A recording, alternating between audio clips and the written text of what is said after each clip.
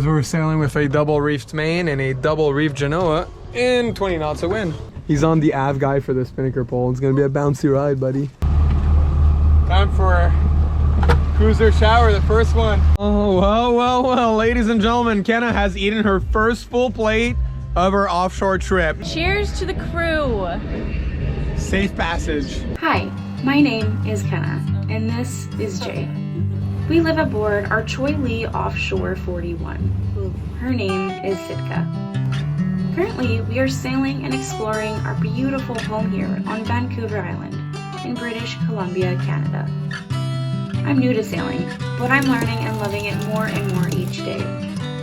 Jay, on the other hand, was born a salty sailor. As he takes me under his wing to get ready to sail around the world, join us on our adventure of falling in love with the beauty of life and the wonders of each other. Welcome to the story of us, and welcome to Sailing Sitka. You know what I like the most about being out here? Is this whole area. This entirety of this ocean is governed by the laws of nature and not by the laws of some fucking guys in suits in some office, aka politicians, trying to dictate how we live our lives. Don't really want to get into politics, but you know, I appreciate being out here away from the noise, you know, and just being one with nature. And you know, Mother Nature treats everybody equal here. Doesn't care what background you got, doesn't care what school you went to, what car you drive. I mean, the boat you're on might affect your ability to survive the storm a little bit, but yeah, it's a great neutralizer out here. I like it a lot. For those of you who thought sailing was all fancy schmancy, look at this outfit. God damn, that's style right here. That is style. Cooking some KD. As we're sailing with a double reefed main and a double reefed Genoa in 20 knots of wind. Thank God things are gimbaled.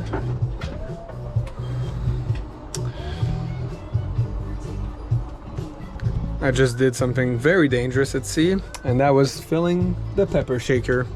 The simplistic tasks are sometimes the hardest at sea, like dressing up, or going to pee, or putting pepper in the pepper shaker. And this is all from Big Daddy Safari today. See ya. All right, lunch is served. Woo!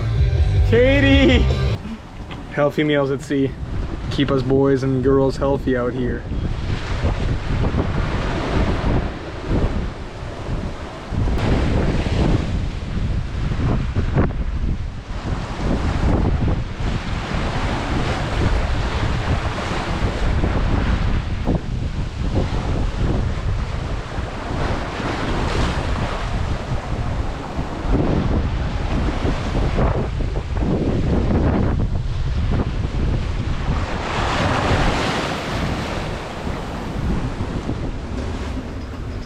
Getting tossed around a bit here as we're taking these decent sized swells here right on our port quarter, trying to get some easting done so we can get closer to shore and get to San Diego. We should be by the what's the word I'm trying to find here, the islands, the Channel Islands, thank you. We should be there by tomorrow morning, and then hopefully Friday afternoon in San Diego, if not Saturday morning, but hopefully Friday afternoon.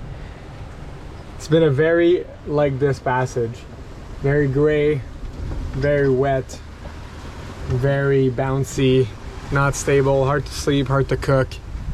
Making good speed though, but looking forward to have a nice night's sleep, I think. They told me California was sunny. Yeah, we had what we typically would have off the Oregon coast. We're getting right now off the Southern California coast. And when we were on the Oregon coast, until we had that spreader break, we were having what we normally get more out here. But anyways, you know, you win some, you lose some. Everything's still going good, so yeah. Just losing it out here at sea. Look at what my honey got. What's his name? This is We found him on deck this morning. Look at him. Bye, Bruce. Maybe we should put it on a lure. I'll keep him. We'll try fishing with him. Alright, coffee time. So we found out, well, I found out. After my 4-hour watch of hand steering at night, that the hydrovane doesn't work well when On a beam reach. on a beam reach when the mizzen is up. Yeah, so the mizzen was up and it was deflecting, I guess, the wind. Because I mean, it's, you know, our mizzen, it's a yawl, so it extends past the hydrovane, if you can tell here. So I was like, what can it be? Like, it steered perfectly all other angles of sail. I'm like, maybe it's the mizzen. Put the mizzen down, immediately steers perfectly. Yeah, within like 2 degrees of what we want to be on course. Meanwhile, when I was hand steering, I was going from like 30 degrees to like 200 degrees within like 3 seconds. I don't know why she didn't figure that out, but... I wake Jay up. I'm like, I'm hand steering for like 2 hours now. The hydrovane's not working. I'll fix it in the morning. I was so tired and I still didn't get sleep. And she woke me up, she's like, honey, I see red and green light. So I'm like, oh fuck, like, that's bad. So I get out here, it's literally the lengthwise of a ship. There's the white light on the stern, and there's the red light on the port side, and the little white light on the bow. Meaning they're paralleling our course and going away from us. I'm like, hon, there ain't no green light on there.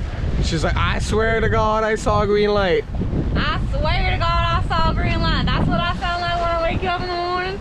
And there's no green light. The only thing there was is me not sleeping, but I'm happy she woke me up though. Safety first. No, you were not. You said tabac and then you got up. That's what you did. I did say tabanak, but I still got up. Still got up. Just for the record, I still got up. All right, I'll go make a coffee. I tried to hammer in our spinnaker pole attachment point right here. I'll show you what happened yesterday.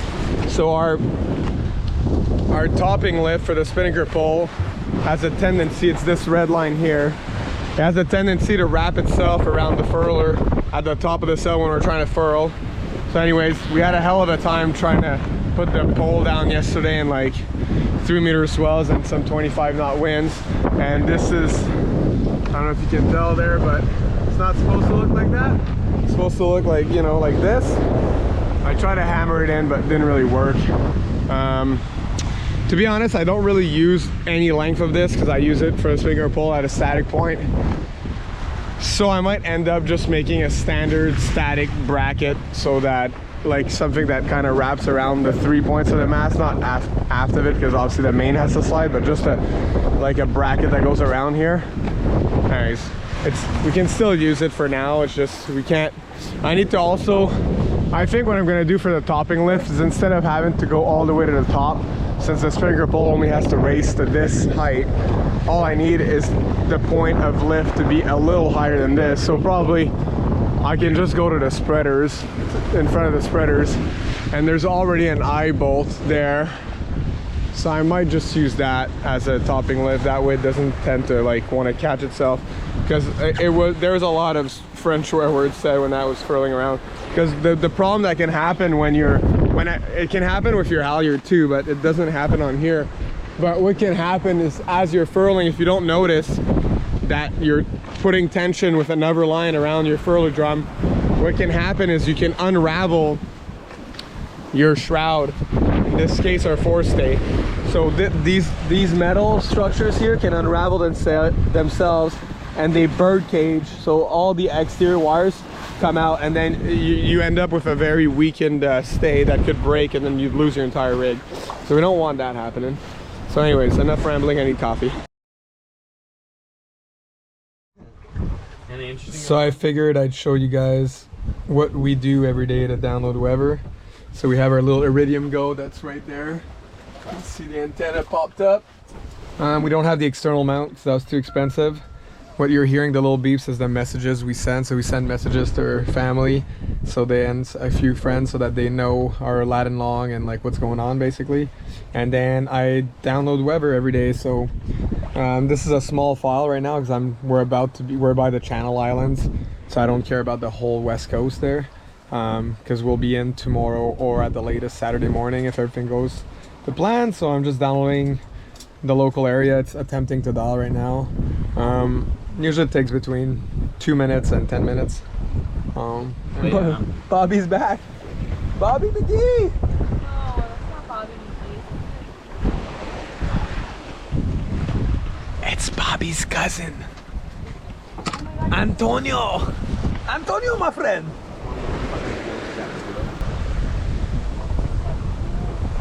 Come, come. Come, come, Alfredo. Come, come. That was a prez. Hey, buddy. Look at this little puffball. Hi. Yeah, you want to ride? We're going to San Diego. Yeah. You got your passport? We'll clear you in. Yeah, they're doing it with the Roam app now. We'll just gotta put another picture though. Kind of look funny. Kenna really wants to feed that bird. What up? He's on the Av guy for the spinnaker pole. It's gonna be a bouncy ride, buddy. Come down here, you Coco Bungo. Get up there. Yeah, I don't know. He's on the pole. Would you like to talk to the microphone?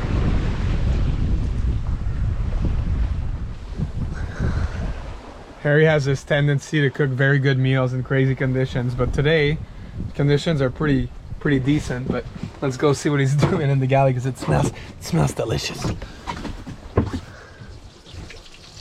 Oh damn! Look at that shit!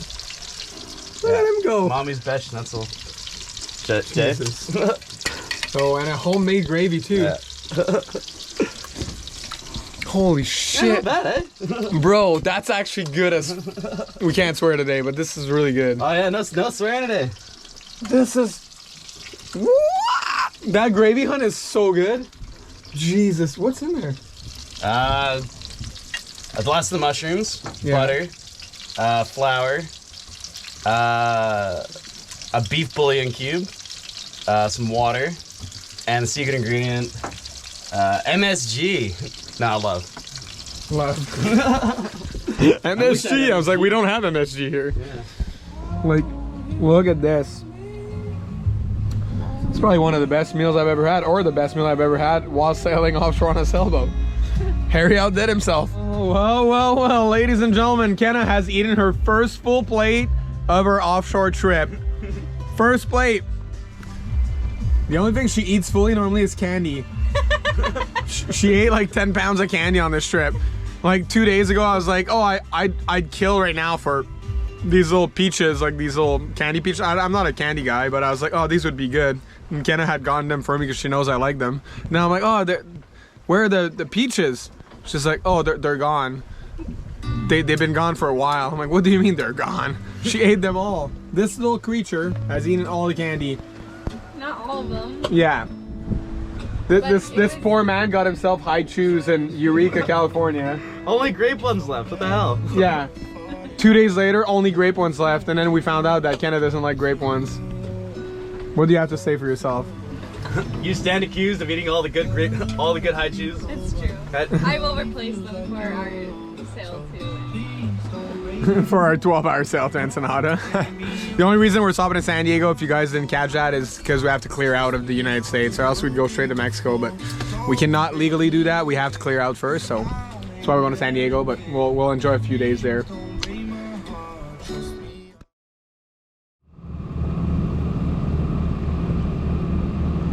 Land ho!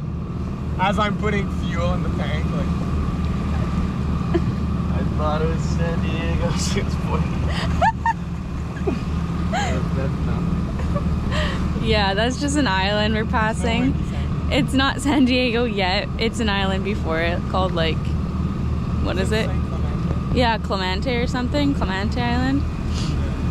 And then we're probably about like 12 hours from San Diego. So Harry jumped out of bed. He was on his watch like 4 hours ago, not even.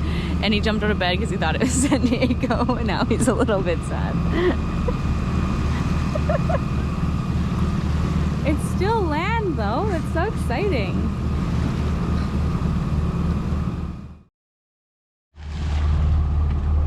Time for Cruiser shower, the first one, where the water's warm enough. Woo! Oh, oh, woo! Yes, daddy.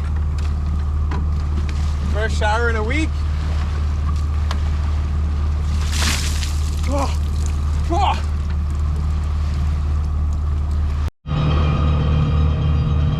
Oh, feel like a new man.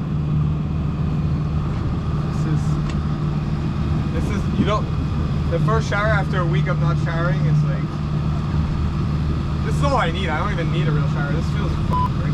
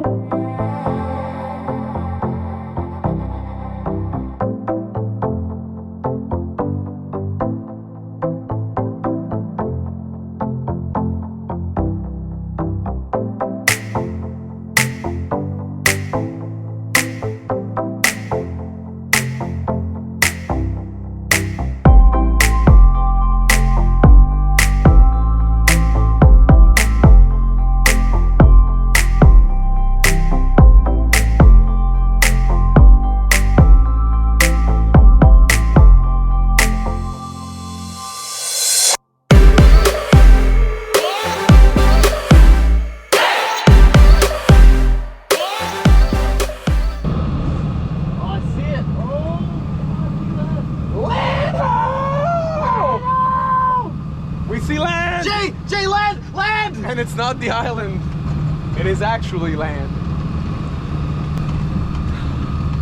What's it smell like to you guys? Spaghetti. Spaghetti, yeah. It smells like spaghetti meatballs to me too. Yeah, Harry's been making homemade spaghetti meatballs. Here, I'll show you guys. So normally, like after a while at sea, you actually smell like land or some sort of smell before getting there. Even in Eureka, we couldn't actually see it because it was so foggy, but we could smell the smell of like smoked barbecued chicken and land. But this time all we smell is spaghetti and meatballs because this man's been cooking a feast up in here with homemade meatballs and spaghetti sauce. It's coming along, it's coming along. And for the first time of this trip, we have a porthole open and a hatch. It's getting warm. It's getting real warm. I like it.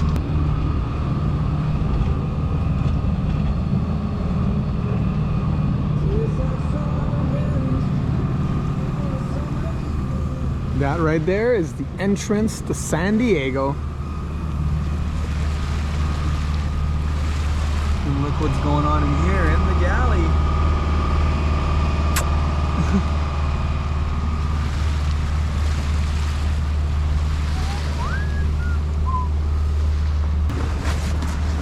There we go. Got the anchor up, ready to go. Sun's going down. Another entrance in the dark, but at least it's not foggy, and I've been in here multiple times. Once previously with my own boat, my last sailboat, a 30-foot Rawson, and also probably, without exaggeration, 80 times with the Navy. So I know this harbor well, so that's less stressful than Eureka crossing a river bar in the middle of a fog after hand steering for 33 hours and not sleeping. So this should be a smooth, hopefully.